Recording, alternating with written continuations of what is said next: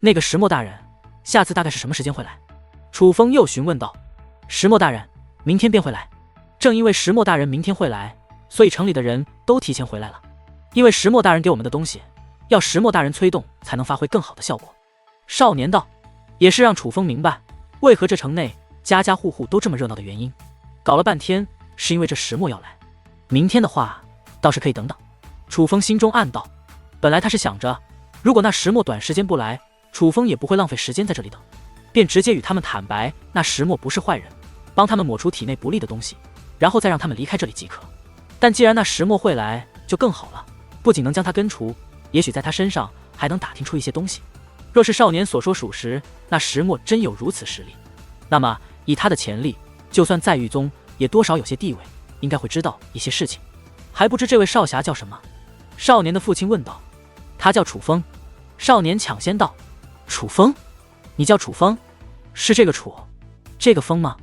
少年大哥还特意以茶水在桌子上写出了楚风的名字。正是。楚风道。这名字不好，要改一个。可少年大哥原本充斥笑意的脸庞顿时少了几分喜悦。怎么不好了？楚风问道。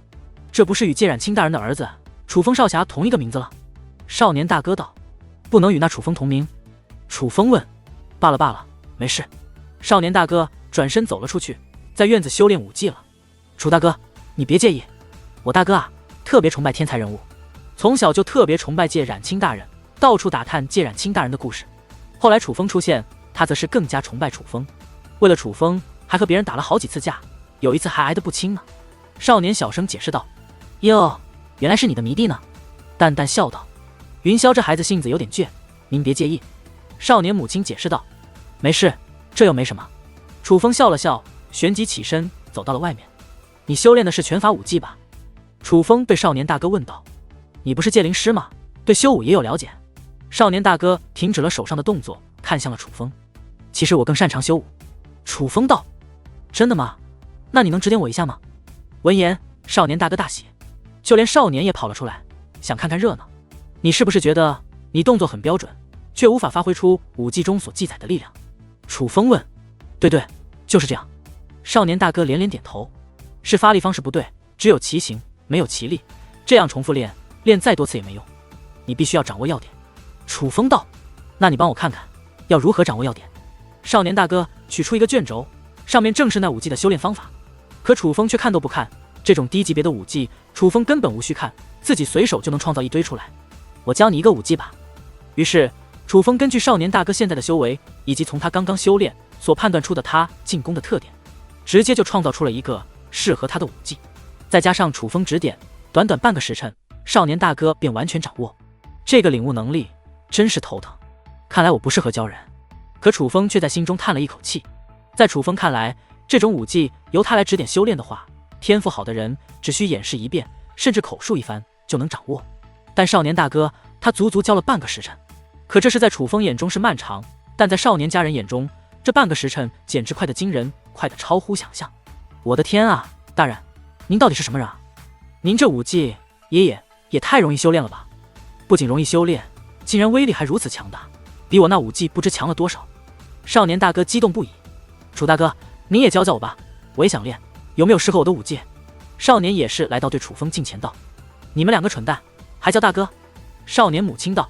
少年与他大哥虽然修武天赋不高，但其实脑子不笨，立刻反应过来。二人扑通一声跪在了楚风面前。师尊在上，请受弟子一拜。就在此刻，少年父亲不乐意了，怒斥道：一日为师，终身为父，叫什么师尊，叫父亲。就连少年与他大哥皆是呆住。别，就是朋友，我可以指点你们一下，但拜师就算了，我也没那个时间。楚风说话间将他们兄弟二人搀扶了起来。他们一家人都是很好的人，不会给人增添烦恼。眼看楚风不愿意，也没有勉强，但少年还是道：那楚大哥指点我一下吧。可以。楚风点了点头。相遇是缘，就算与狱宗无关，只说他们家这花茶的配方，楚风也不会白拿。可忽然楚风将目光投向了远处，有两个人正自远处快速的御空而来。虽然眼下距离很远，可还是被楚风感应到。定睛望去，那是两个人，皆是身穿神体天府的衣服。一个是中年模样的男子，看上去倒是正气凛然，仪表不凡；而另外一个乃是老者。那老者虽身穿神体天府的长袍，但整个人的气质便给人的感觉很是不搭。明明是正派十足的衣服，被他穿上都显得猥琐。至于二者的修为，老者乃是8品真神，中年乃是3品真神。中年男子倒是与少年口中的石墨很像。是那石墨吧？提前来了吗？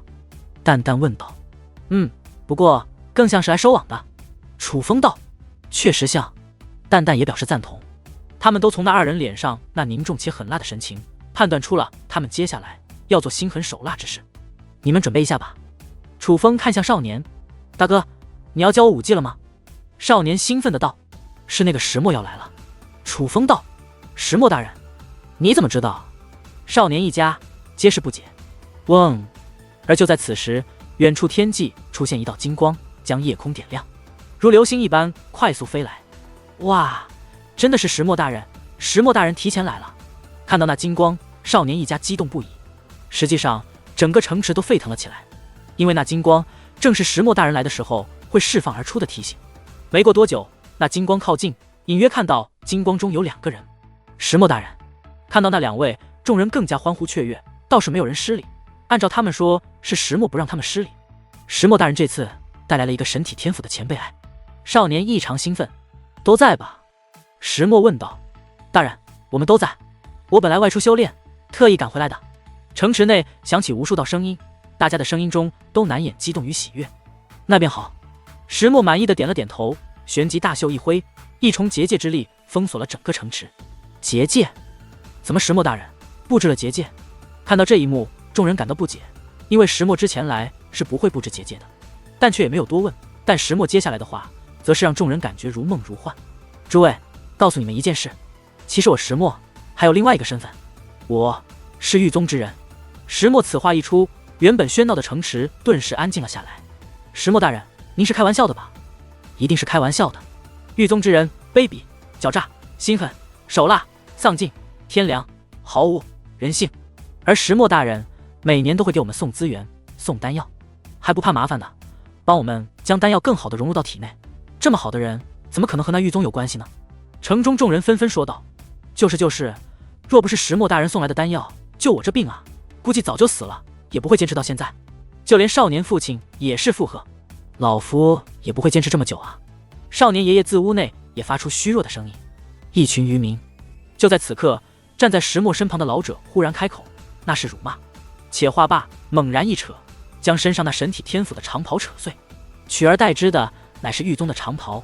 看到狱宗长袍，城中之人脸色巨变，一时之间有些不知所措。你们真觉得那是为你们好的丹药吗？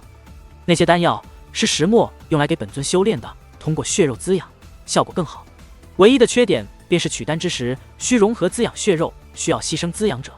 不过你们这些废物，活着也是浪费空气，给本尊做贡献，也算死得其所，光宗耀祖了。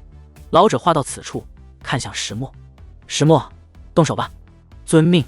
见状，石墨对着老者恭敬地施以一礼。石墨大人，难道您？眼见着身穿神体天府长袍的石墨，竟然对着那身穿狱宗之人毕恭毕敬，众人意识到了不妙，也许这不是一个玩笑。而就在此刻，石墨捏动法诀，顿时一座诡异的阵法凭空浮现，覆盖了这座城池的上空。啊！下一刻，城内的所有人除了楚风之外，皆是面露痛苦。他们感觉到了体内诡异的力量正在吸收他们的血肉。石墨大人，我好痛苦，我好难受啊！您快住手！石墨大人，这个玩笑并不好笑，但仍有人还心存幻想，竟还觉得这是玩笑。楚风并未打算立刻出手解救，人叫人不如是教人效果好。如果这石墨不出现，楚风就算和他们说真相，他们多半也会觉得楚风是骗他们。就比如现在，哪怕石墨已经原形毕露后，还有人觉得那石墨是好人，觉得这是一场玩笑，那就必须让他们痛到看清真相。楚大哥，大人。就在这时，一只手抓住了楚风的胳膊，是少年与他的大哥。您没有吞服过那狱宗败类给的丹药，你不会受影响，快躲到屋子里，不要被他发现了。少年的大哥说道。他此刻已是非常的虚弱了，想将楚风拖进屋内，可却连力气都没有，可却还在关心楚风的安危。随着力量融合，众人越发虚弱，这城池内连说话的声音都减少了许多，大家都认命了。轰！就在这时，少年家的房屋忽然破碎开来，同时一抹耀眼的金芒浮现。是少年的爷爷。只见少年的爷爷依旧躺在床上，但他的手中却握着一个卷轴。此刻，卷轴漂浮而起，少年的爷爷也是随着卷轴漂浮到了高空，竟与那狱宗二人形成对峙姿态。诸位莫怕，我皇家有贵人赠送保命之物，狱宗妖孽敢来犯我城，老夫便让他们有来无回。少年爷爷凝声开口，在卷轴衬托下，那消瘦的身姿竟有几分强者气势。下一刻，捏动法诀，那卷轴光芒更盛，旋即发出一声闷响。噗，就和放屁的声音一样，只不过比较响亮。而那卷轴则如烟花一般散开，没有任何力量出现，就只是散开了而已。少年爷爷直接自高空跌落而下。此刻，少年一家已经没有力气去借助那少年爷爷，倒是楚风随手一挥，无形的结界之力将他接住，使其落地无碍。哈哈哈哈！请问这是哪位贵人所赠的保命之物？天际传来了那石墨嘲笑的声音。怎么会这样？怎么会这样？此刻，少年爷爷望着天空还在飘散的卷轴碎片，目若呆鸡。他也不傻，他明白了，那卷轴乃是假的。既然卷轴是假的，那么当年他倾家荡产所救之人的话，会是真的吗？答案不言而喻，他被骗了。呵呵呵。忽然，少年爷爷笑了，笑容有些悲凉，有些疯癫，因为他唯一的信仰崩塌了。他一直以来都觉得，他虽然落魄了，可他当年的决定是对的，他资助了一个强者，现在看来是如此的愚蠢，是因为他的愚蠢，才让他的后人和他过这样的苦日子。他害人害己，喜欢做英雄是吧？那就让你先死。石墨声音响起，旋即对着少年家的方向探手一抓，但下一刻他愣住了，少年爷爷并没有被他抓起来。他看了看自己的手，有些难以置信。而就在这时，狱宗那老者的声音响起，竟是在院内。是你搞的鬼吧？狱宗那老者竟已来到了楚风近前。这一刻，少年一家都吓坏了。虽然都知道他们将死，可这种魔头就这样出现在他们面前，那种恐惧是无法控制的。可接下来发生的一幕让他们大跌眼镜。